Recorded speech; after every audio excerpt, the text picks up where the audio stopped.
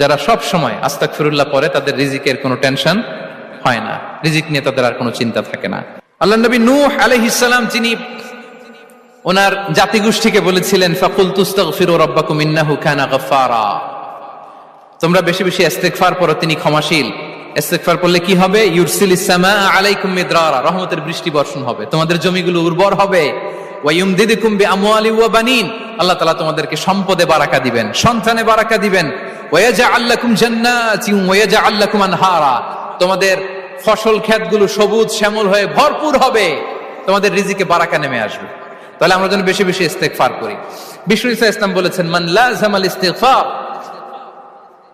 জাআলাল্লাহু লাকুম মিন কুল্লি দিকিন মাখরাজা ওয়া মিন কুল্লি হাম্মিন ফারাজা ওয়া ইয়ারযুকহু মিন হাইসু লা ইয়াহতাসিব, যে সব সময় ইস্তেগফার পড়ে তার কোনো টেনশন থাকে না, তার জীবনে দুশ্চিন্তা আসে না, আর এমন জায়গা থেকে আল্লাহ রিজিকের বন্দোবস্ত করে যেটা সে কল্পনাও করে নাই। সুবহানাল্লাহ বিহামদি। আমরা যেন বেশি বেশি ইস্তেগফার করি।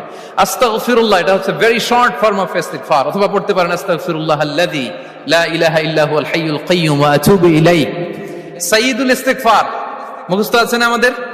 এটা যেন বেশি বেশি পড়ি। ইয়াকিনের সাথে যে সাইয়্যিদুল ইস্তেগফার পড়বে, যেই দিন পড়বে ওই দিন যদি মৃত্যু হয় সে জান্নাতি। কোন রাতে মুকিনান বিহি, ইয়াকিনের সাথে যদি সাইয়্যিদুল ইস্তেগফারকে রিসাইট করে, ওই রাতে যদি সে মৃত্যুবরণ